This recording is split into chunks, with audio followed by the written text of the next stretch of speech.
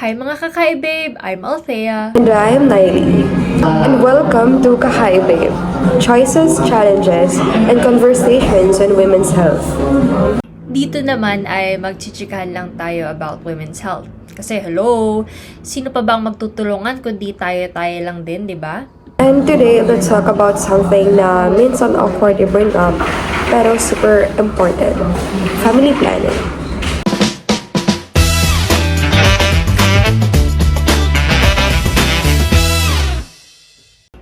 Alam mo kasi kapag naririnig ko yung family planning, parang big word siya. May pressure, may takot, minsan nga may judgment pa sa ibang tao, di ba? Same, pero when you think about it, family planning is just about choices. Ikaw pa rin yung may say kung kailan ka ready, how many kids you'd like to have, or if you don't like it at all. Exactly, di ba? Like, it's about you and what works best for your life and for your body. And speaking of choices, may isang campaign na super impactful noon. 2014 pa to. Hopefully, alam pa ng ating listeners. Let's play it. Saglit, baka narinig nyo na din dati.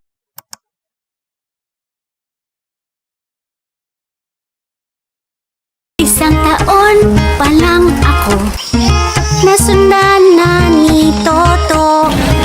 Grade 2, 8 taon pa lang, 4 na bata ang inaalagaan. Grade 6, 12 na ako, kasing dami na ng pamilya ko. Sabi mo, pasensya na, walang pera kaya mag-drop out ka. Ina ko, sabi mo kami mahal nyo, ari ko pati kayo nagplano. Sana hindi gutom at nag-aaral pa, alaga't malusog ang buong pamilya. Ang planadong buhay ay maayos na buhay. Grabe no, nakakakilabot kasi ang bigat marinig galing mismo sa bata. So true, parang reality check talaga. Kapag walang plano, hindi lang nanay at tatay ang nahihirapan, damay pati yung buong family, lalo na sa future nila. Pero wait, usapang family planning, hindi lang dapat laging nakatutok kay mami. Totoo lang, kasi hindi lang babae ang may say, dapat teamwork. Kasi future ng pamilya niya yan eh. Kaya para mas malinaw, we asked an expert to share their thoughts about family planning at kung bakit siya importante at kung papaano ito makakatulong sa mga kababaihan at kung ano ang parte ng mga lalaki rito.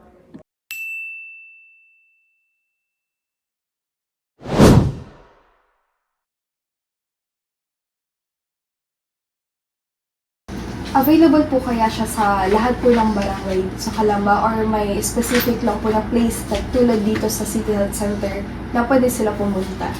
Lahat ng mga contraceptive pills natin ay available sa lahat ng barangay health station sa Calamba. So, meron tayong 60 BHS dito sa Calamba and meron sila lahat ng mga COC and POPs at mga DMPA or yung injectables na tinatawag. Pagdating naman sa PSI or yung progestin subdermal implants, dito lang siya available sa atin sa main health center. Though may mga schedules tayo sa mga BHS na kami ay bumababa sa mga barangay stations para magkabit ng PSI. In partnership with NGO, Kalimitan Friendly Care, na sinasabayan din nila ng Pap smear.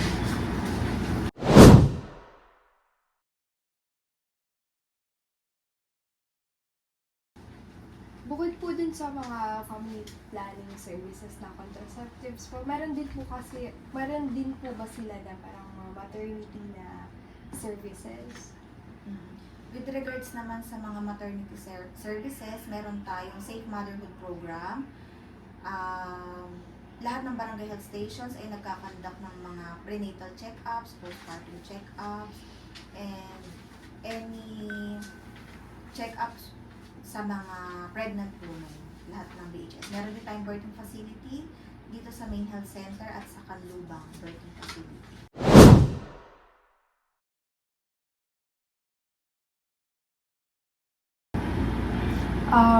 Sa part naman po ng lalaki, sa tingin niyo po, ano naman po kayo maiaambag na sa ganitong family planning services? Kasi parang most of the time po, yung sa part po ng babae, sila lagi nag-a-avail.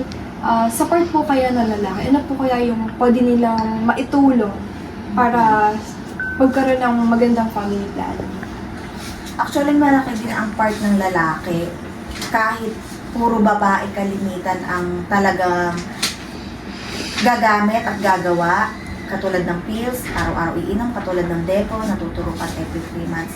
Malaki din ang part nila. Syempre, hindi naman from day 1 na uminom sila ng pills, lalo kung initial user or bago pa lang gagamit. Syempre, meron dong abstinence or may tinatawag na hindi mo na magtatalik for several days. May part din kasi sa FP na involved din talaga ang kalalakihan, lalo pagdating sa MSB or yung no-scalpel vasectomy.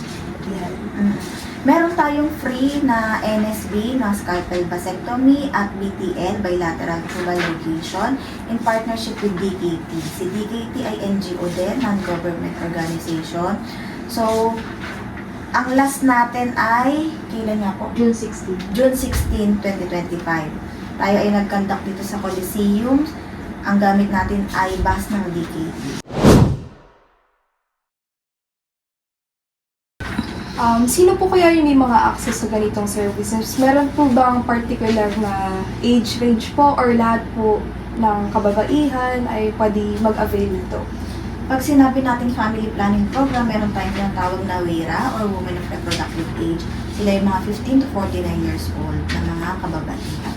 Though, syempre, bilang part ang condom ng family planning, pwede din naman ang mga kalalakihan.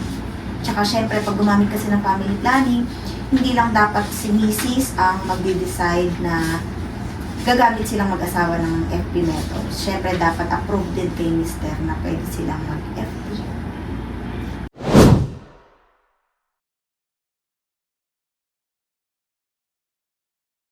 Active po ba kayo sa pagpo-post po online? Para Ayan. po sa ibang mga taga-malayo na Yun, maganda yung question mo kasi malaking part na ang social media, lalo sa ngayon, kasi hindi lang kalambenyo ang makakakita ng mga posting mo. Kaya lang, bilang kami ako sa program na iisa, then kasama ko si Nurse Main at si Midwife Dayan na may other responsibilities sa barangay health stations, hindi namin talaga natututukan na maging active ang social media Facebook page namin. Meron naman, kaya lang hindi ganun kaingay ba na lagi mo talagang makikita na may updated posting.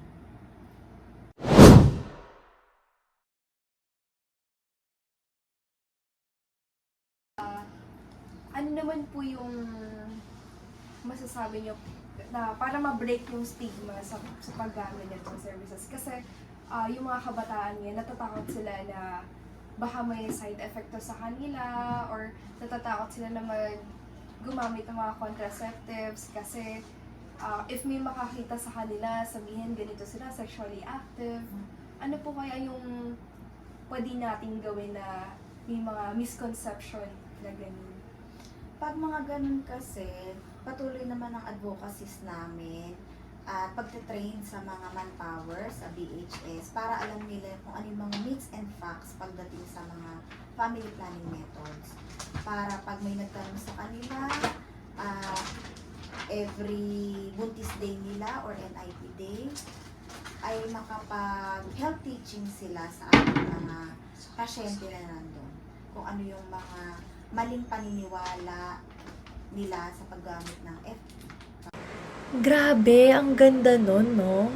Family planning is really about empowerment. Yes, and sobrang need natin i-normalize yung usapan nito kasi the more open we are, mas nagiging healthy not just yung moms but the whole family. Tama ka dyan, Naili. At ang mas nakakatuwa pa dyan ay the Gen Zs are actually embracing this. Totoo, mas open na tayo to talk about reproductive health, safe sex, and future planning. Hindi na siya nakakaya topic, kundi part na ng pagiging responsible and woke. Plus, mas techy na rin tayo, meron na tayong mga apps or online consultations at mga social media campaigns na ginagawa itong mas accessible. Kaya, ibang level na rin ang awareness ngayon. Mas informed, mas vocal, at mas ready tayo mag-decide for ourselves.